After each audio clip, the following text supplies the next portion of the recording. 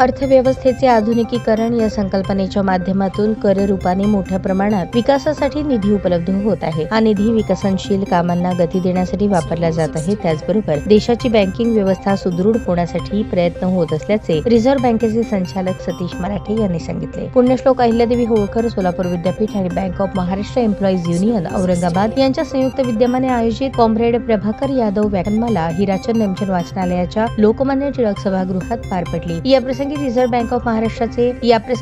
Bank of इंडियाचे संचालक सतीश मराठे यांनी बदलते अर्थकारण या विषयावर आपले मनोगत व्यक्त केले. याप्रसंगी प्रभारी कुलगुरू प्राध्यापक डॉक्टर लक्ष्मीकांत दामा, कुलसचिव योगिनी घारे, वित्त व लेखा अधिकारी MS Kharade, bank of Maharashtra employees union औरंगाबादचे अध्यक्ष देवीदास तुळजापूरकर, जनरल सेक्रेटरी धनंजय कुलकर्णी, वाणिज्य व्यवस्थापन संकुलाचे संचालक डॉक्टर RS मेंते उपस्थित होते. याप्रसंगी मराठे म्हणाले, सार्वजनिक बँकिंग व्यवस्थेची कार्यक्षमता सुधारली आहे. सूक्ष्म व लघु उद्योगांची संख्या वाढत आहे. शेती क्षेत्रात विकासाचा वेग वाढत आहे. माती परीक्षण योजनेच्या माध्यमातून शेतीचा विकास होत आहे. प्रक्रिया उद्योग, गोदाम व्यवस्था विकसित होताना दिसत आहे. देशाचा विकास चिरंतन झाला पाहिजे. महिलांना देशाच्या विकासात सहभागी करून घेणे आवश्यक आहे. विकासाच्या प्रक्रियेत समाजातील प्रत्येक घटकाला समाविष्ट करून घेण्याचा प्रयत्न होताना दिसत आहे. डॉक्टर लक्ष्मीकांत दामा म्हणाले, देशाच्या विकासामध्ये बँकांची भूमिका महत्वाची आहे. लघु व मध्यम उद्योगांना कर्ज पुरवठा केला तर विकासाला चालना मिळेल असे मत त्यांनी व्यक्त केले. कार्यक्रमाचे प्रास्ताविक आणि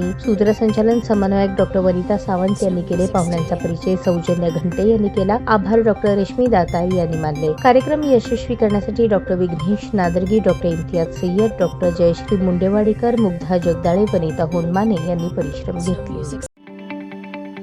ताज्या बातम्या पाहण्यासाठी प्राईम महाराष्ट्र न्यूज चॅनलला सबस्क्राईब करा.